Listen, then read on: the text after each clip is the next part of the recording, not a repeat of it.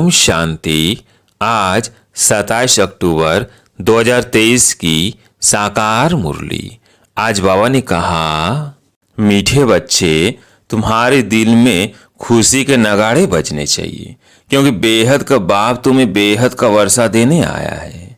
प्रश्न, माया ने मनुष्यों को किस भ्रम में भरमा दिया है जिस कारण वे स्वर्ग में चलने का पुरुषार्थ नहीं कर सकते? उत्तर, माया के जो पिछाड़ी का पंप है, 100 वर्ष के अंदर एरोप्लेन, बिजली आदि क्या क्या निकल गया है। इस पंप को देखते हुए मनुष्य समझते हैं स्वर्ग तो यहाँ ही है, धन है, महल है, गाड़ियां हैं, बस हमारे लिए यही स्वर्ग है। यह माया का सुख है जो भरमा देता है। इसके कारण ही वे स्वर्ग में चलने का पुरुषार्थ नहीं करते हैं। गीत है, माता ओ माता। ओम शांति। अभी यह तो बच्चों को समझाया गया है कि जो होकर जाते हैं उनकी महिमा गाई जाती है। भारतवासी तो जानते नहीं, विद्वान पंडित भी नहीं जानते। जगत अम्बा अर्थात जगत के मनुष्यों को रचने वाली तुम जानते हो, जिसको जगत अम्बा कहते हैं, वह अभी बच्चों के सम्मुख बैठी है। भक्ति मार्ग में तो ऐसे गाते आए हैं, तुम बच्चों को अभी ज्ञान मिला है, अर्थात जगत अम्बा का परिचय मिला है।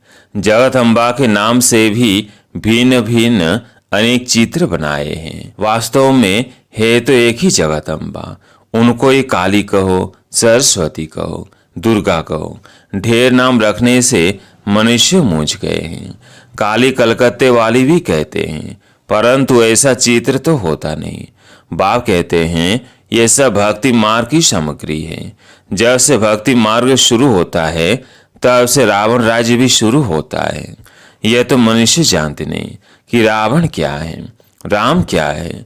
यह बेहद की कहानी है। तुम बच्चे अब जानते हो।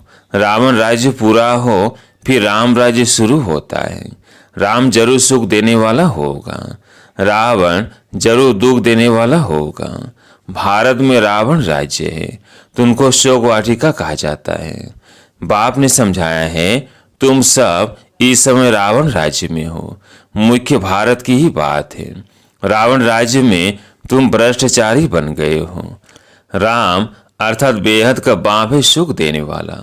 इस समय सभी मनुष्य है आसुरी मत पर। बाकी रावण कोई 10 सिर वाला नहीं है। यह 5 विकारों की मत, जिसको रावण मत कहा जाता है।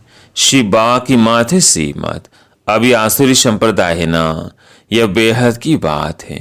श्रीमत से एक ही जन्म सुख पाते हो, आसुरी मत से 63 जन्म तुमने दुख पाया है। तुम जानते हो ये रावण है बड़े ते बड़ा दुश्मन, जिसको जलाते रहते हैं। समझते नहीं कि आखिर रावण को जलाना हम बंद कब करेंगे। कहते हैं यह रावण को जलाना तो परंपरा से चलाता है। एफिजी बनाई जलाते रहते हैं। बरोबर इस रावण ने सबको दुख दिया है, खास भारत को। तो रावण बड़ा दुश्मन हुआ ना, परंतु इस बेहद के दुश्मन का किसको पता नहीं है। बेहद का बाप आकर बेहद को सुख देते हैं। ऐसी सहज बात भी कोई विद्वान पंडित आदि नहीं जानते। तुम बच्चे जानते हो। हमको बेहद के बाप से सुख का वर्षा लेना है, परंतु फिर घड़ी घड़ी तुम बाप को भूल जाते हो। भक्ति मार्ग में तुम पुकारते आए हो, हे बाबा रहम करो, मर्सी ऑन मी। मर्सी तो करता रहता हूँ। जिस जिस भावना से देवताओं की पूजा करते हैं तो अल्पकाल का सुख जरूर देता हूँ, और कोई सुख दे नहीं सकता। मैं ही हूँ सुखदाता। भक्ति मार्ग में भी देने वाला मैं हूँ। कहते हैं गॉड फादर ने यह दिया, भगवान के लिए कहते हैं। फिर ऐसे क्यों कहते हो यह धन फलाने साधु ने दिया, जबकि सुख देने वाला है ही एक बाप। गाते भी हैं, हे भगवान हमारे दुख दूर करो। फिर ऐसे क्यों कहते, फलाने साधु ने हमारा यह दुख दूर किया, बच्चा दिया। समझते हैं उनकी कृपा से सुख मिला। धंधे में फायदा होता है तो समझते हैं गुरु की कृपा हुई। नुकसान होता है तो ऐसे नहीं कहते कि गुरु की अकृपा हुई। बेचारे भक्त लोग समझने बिगर जो आया सो कहते रहते हैं, जो सुनते उस पर फॉलो करते रहते हैं। यह भी ड्रामा। अब बाप आकर तुम्हें अपना बनाते हैं।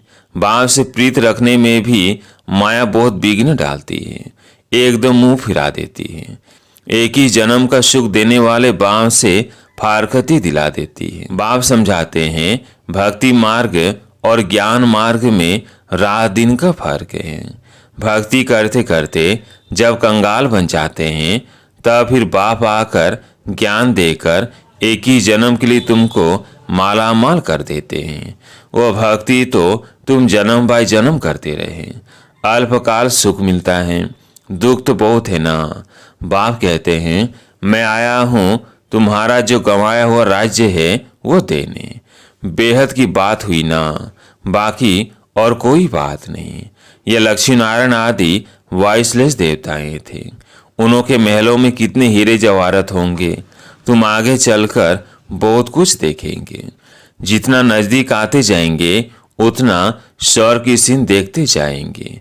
कितनी बड़ी बड़ी दरबार होगी, खिड़कियों पर सोने हीरे जवाहरों का कितना अच्छा श्रृंगार होगा।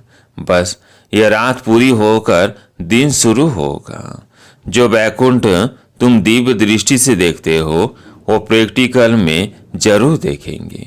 जो बिना दिव्य दृष्टि से देखा है वह फिर प्रैक्टिकल में देखेंगे।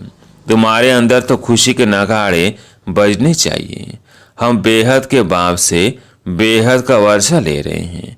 यह चित्र तो कोई एक्यूरेट नहीं है, वह तुम सब दिव्य दृष्टि से देखते हो। वह जाकर रास आदि करते हो। कितने चित्र आदि बनाते थे। जो कुछ दिव्य दृष्टि से बाप ने दिखाया है वह फिर प्रैक्टिकल जरूर होगा। तुम जानते हो यह चीची दुनिया खत्म हो जाएगी। तुम यहाँ बैठे हो सीमत पर अपना स्वराज लेने के पुरुषार्थ में। कहाँ वो भक्ति मार्ग, कहाँ यह ज्ञान मार्ग। यह भारत का हाल देखो क्या हुआ है। खाने के लिए अन्न नहीं, बड़े बड़े प्लेन बना रहे हैं। टाइम है बाकी थोड़ा। उनका प्लेन और तुम्हारा प्लेन देखो कैसा है। यह बातें कोई शास्त्रों में नहीं है। रावण आदि में कितनी कहानियां लिख दी हैं, परंतु ऐसे तो है नहीं। रावण को फिर वर्ष वर्ष क्यों जलाते हैं? रावण को जलाया तो खत्म हो जाना चाहिए ना। भक्ति मार्ग की आमदनी कैसी और ज्ञान मार्ग की आमदनी कैसी है? बाबा एकदम भंडारा भर देते हैं। उसके लिए मेहनत है, पवित्र जरूर रहना पड़े। गाते भी हैं अमृत छोड़ विष काहे को खाए। अमृत नाम से अमृतसर में एक तालाब बना दिया है। तालाब में डुबकी मारते हैं। मानसरोवर नाम का भी एक तालाब बना दिया है। मानसरोवर का अर्थ भी नहीं समझते हैं। मानसरोवर अर्थात निराकार परमपिता परमात्मा ज्ञान सागर मनुष्य के तन में आकर यह ज्ञान सुनाते हैं। मनुष्यों ने कथाएं आदि कितनी बैठ बनाई है। सर्वशास्त्रमयी शिरोमणि गीता, फिर उसमें श्री कृष्ण वाच लिख दिया है। फिर श्री कृष्ण के लिए भी कितनी बातें लिख दी है। सर्प ने डसा, स्त्रियों को भगाया, कितने झूठे कलंक लगाए हैं। अभी तुम समझा सकते हो, श्री कृष्ण की तो बात ही नहीं है। यह तो ब्रह्मा द्वारा परमपिता परमात्मा सभी वेदों शास्त्रों ग्रंथों का सार बैठ बतलाते हैं। नंबर 1 है श्रीमद् भगवत गीता। भारतवासियों का धर्मशास्त्र एक ही है, उसको खंडन कर दिया है। तो बाकी जो बाल बच्चे वेद शास्त्र है सब खंडन हो गए। बाप कितनी अच्छी रीति समझाते हैं, फिर भी चलते चलते माया के थप्पड़ खाते रहते हैं। धारणा नहीं करते हैं। यह युद्ध स्थल। तुम हो बच्चे जो ब्राह्मण बने हो। गीता आदि में तो कोई ऐसी बातें लिखी नहीं है। ब्रह्मा की मुख वंशावली है। ब्रह्मा द्वारा यज्ञ रचा गया। रुद्र ज्ञान यज्ञ तो बरोबर है, फिर युद्ध का मैदान कहाँ से आया? गाया भी हुआ है राजस्व अश्वमेध यज्ञ। यह जो रथ है उसको हम बलि चढ़ाते हैं। वह फिर दक्ष प्रजापति का यज्ञ रच घोड़े को बैठ सुहा करते हैं। क्या क्या लिख दिया है। तुम जानते हो सतयुग में भारत स्वर्ग था, तो जरूर वहाँ बहुत थोड़े ही होंगे। देवी देवता थोड़े थे। जमुना के कंठे पर बरोबर राज्य होगा।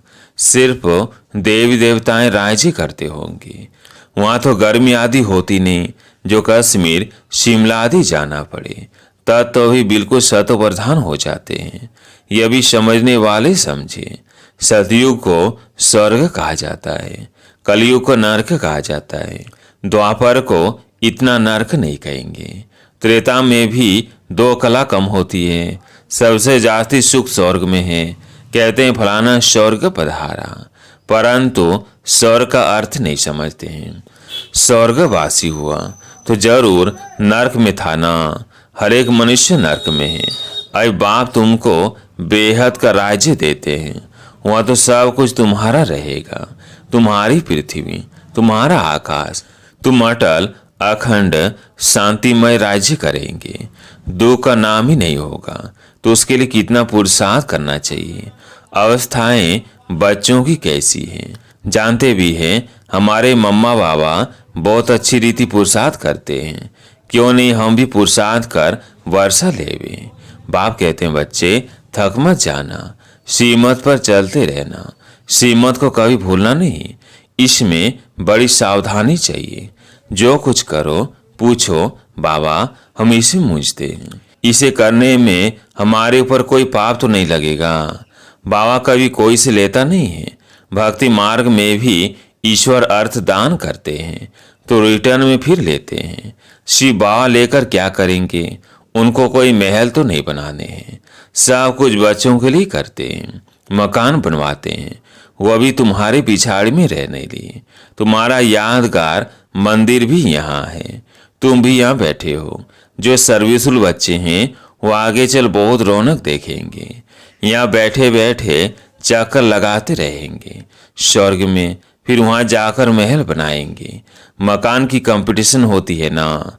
अभी 100 वर्ष में कितना बनाया है। भारत को जैसे वैसे बना दिया है। तू हाँ 100 वर्ष में समझते हो क्या नहीं होगा। साइंस से सारी तुमको वहाँ काम में आती है।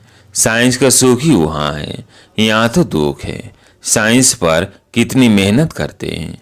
तुम बच्चे समझते हो कि ऐसे फाफा मार रहे हैं, अर्थात अपनी बड़ाई कर रहे हैं। अल्पकाल क्षणभंगुर सुख है। यह माया का पिछाड़ी का पंप है। ये एरोप्लेन रॉकेट आदि में भी जाते हैं।